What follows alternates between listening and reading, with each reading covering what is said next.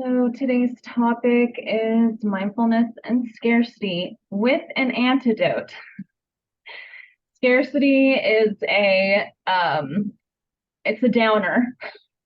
It's not a great topic, and I think because of that, a lot of people may ignore that it exists and that it's a problem.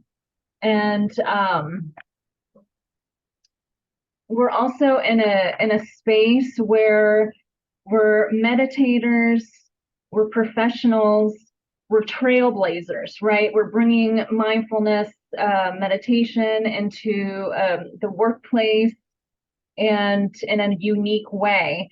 And so, for instance, the reason I'm bringing this up even is because I have noticed scarcity in this industry. And I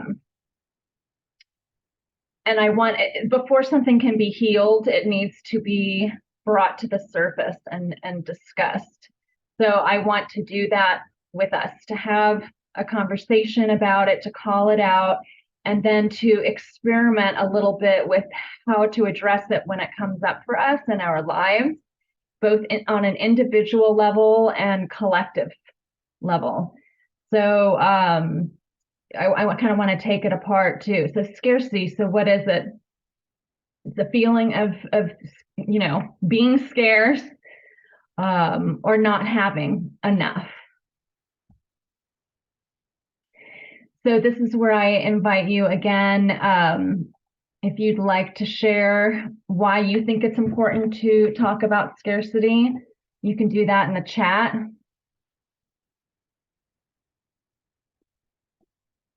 Anyone else think it's important to talk about it?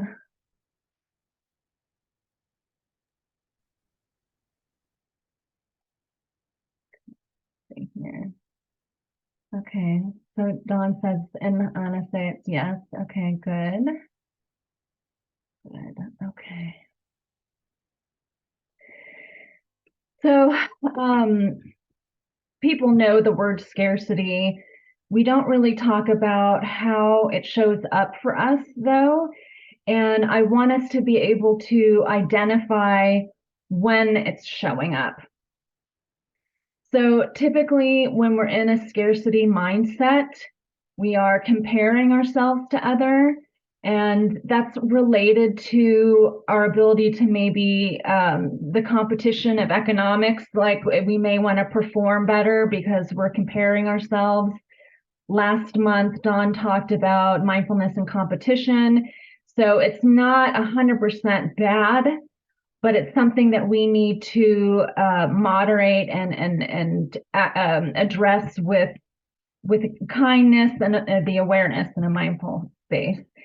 Another thing that it shows up is jealousy, fear and doubt, and the one that really stands out to me is attachment to outcome. So as we're trailblazing and creating a new pathway and trying to get business in this arena, sometimes we get attached to the outcome, external things, and they don't come when we want them to. And I can speak very personally about that. But that's one way that you can see that scarcity is coming to the surface. All right. In meditation, we talk a lot about the negativity bias. So scarcity, I think, is very much related to this thousands of years of growing into an extreme negativity bias. And I have this image up here of cave people, doing all they can to survive and evolution. So over time, people learn how to kill animals to eat and how to live in caves and all of that sort of thing. And so we're talking about thousands and thousands of years of this programming, right? And then now we add a layer of the information age and technology Okay, so we get even more messaging about doomsday and fear and so forth. Then you add capitalism and extreme individualism, and it's a cocktail for scarcity. So rather than avoiding scarcity, I think it's important for us to just expect that that is part of our programming, particularly in the West. So when it comes up for us, it's more like, oh, there it is again, as opposed to being afraid of it.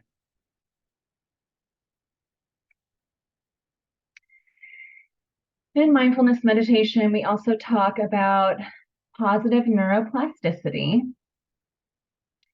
And that is about, let's see if I have a definition here. Okay, so this is not something that I've come up with. Rick Hanson, he defines positive neuroplasticity as something where our thoughts affect the structure of our brains, and via the nervous system, they also affect the makeup of our cells. So everything that we do creates a connection within our network in our brain. And the more we repeat something, the stronger that connection gets. So the more that we are in a scarcity mindset, the stronger that scarcity mindset becomes. The more we get into a positive mindset, the stronger the positivity becomes. So we talked about how scarcity shows up. Well, the antidote are these types of mindsets: the trust, the gratitude, the ability to let go, and a feeling of expansion and liberation and freedom.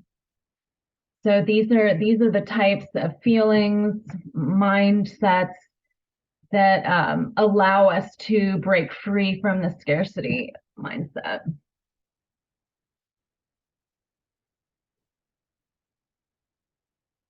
All right. So meditation is a practice. And with that, we will go ahead and experiment with some positive neuroplasticity.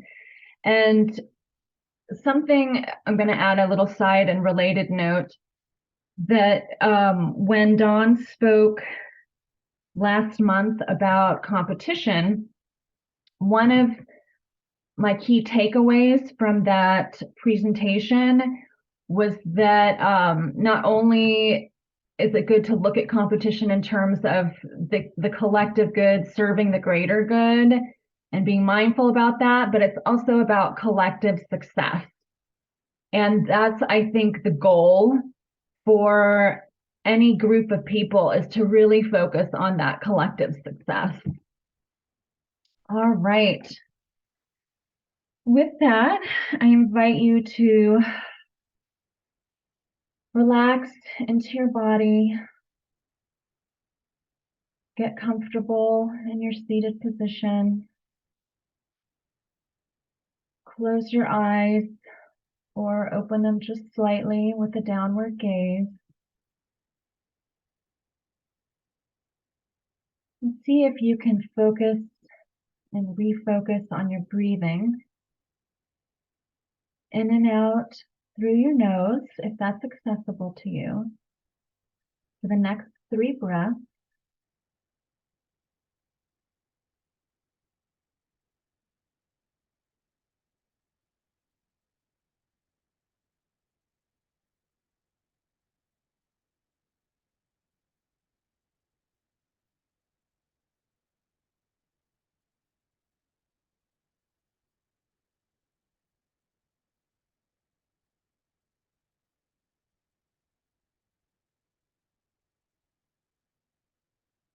rub your feet on the ground, wiggle your toes.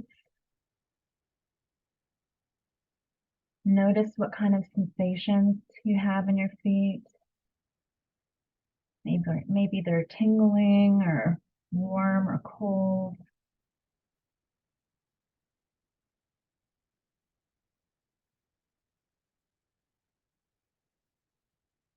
Move up to your kneecap, Imagine what they would be like if they were open and relaxed.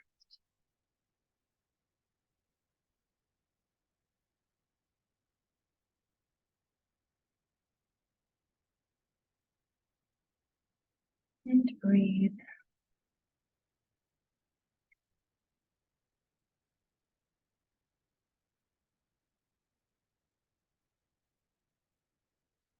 Next, move up to your hips and feel the full weight of your body being supported by your chair.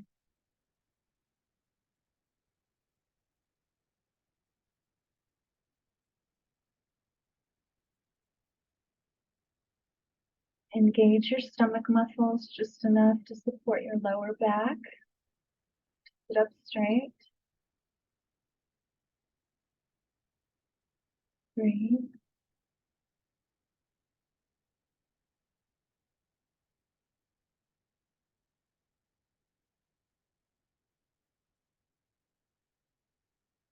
Relax your shoulders, just let them fall. So there's a lot of nice space between them and your head.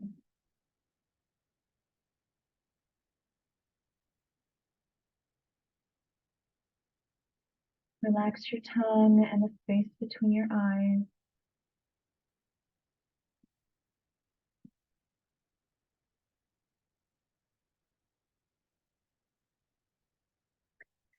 Now I invite you to bring to your mind a recent win. Something that you and at least one other person did together. It can be something at work, a project at work that you and your team accomplished together, a problem you solved with someone close to you,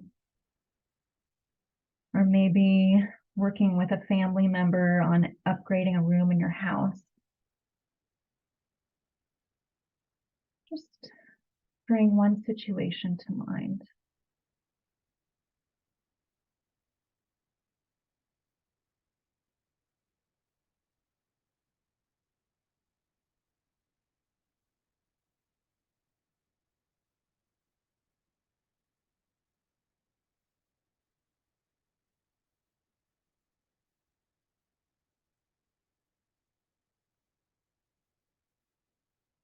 If you're unable to identify a situation, just allow whatever is there to be there and hold it with kind awareness.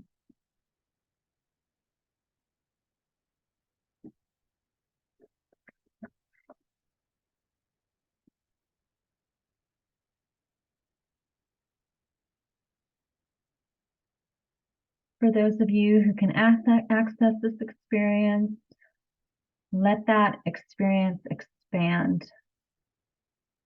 Really allow it to be there and go where or how it wants to go.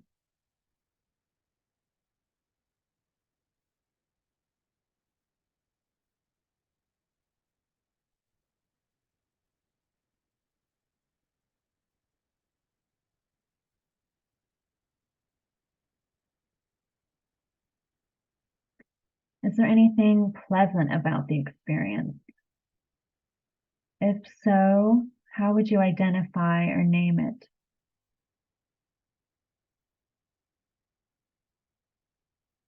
What do you like about it?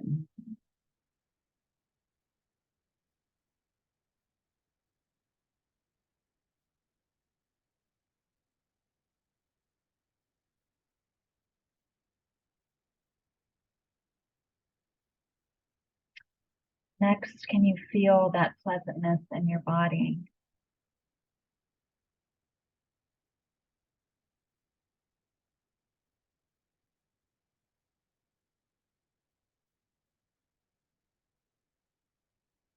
If you're struggling with feeling it in your body, I invite you to put your hand on your heart and or your stomach.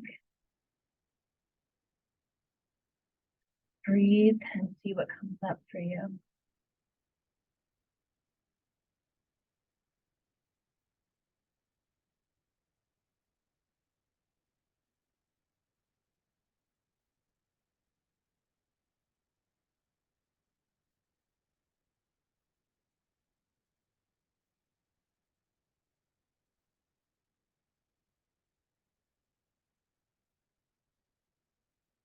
Lastly, is there anything new that comes up for you? It could be a physical sensation, a thought, a word, another memory, or something else, even nothing. Just observe and be with whatever's there.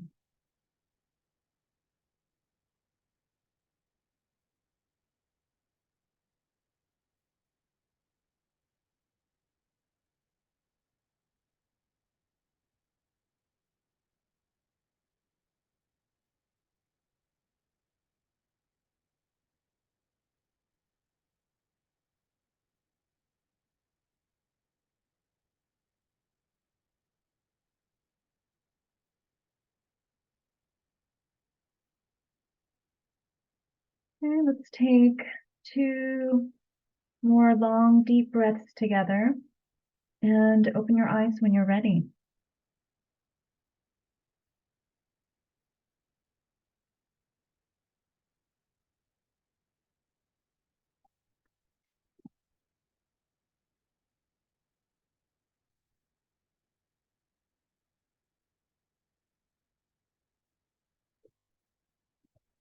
So what is one thing you noticed? Use the chat feature and share one thing you noticed.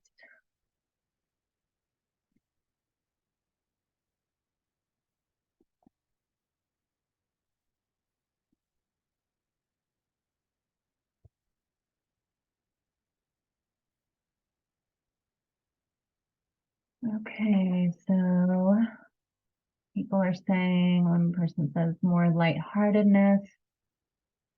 Thinking of a positive experience was very expansive. Cool. Connecting to something much larger than any of us. Calmness. Yeah, even leading that meditation, I felt more relaxed and expanded. So those are all wonderful things. Oh, and then pleasant and relaxed with another one. Okay. So every time I gave a presentation, speak, I always have an invitation at the end because I think this work is so much about practice. And what I do is invite you to practice what we just did with the positive neuroplasticity. So when scarcity creeps up and we compare, we might feel jealous or insecure or doubting. Just try to remember a time when you were successful with one or more other people in partnership with others and tap into that. Um, this our life, it's constantly remembering and forgetting, remembering and forgetting. So when it occurs to you, then you can really lean into that awareness and the memory and expand it in your body. And as a reminder, what we practice becomes stronger.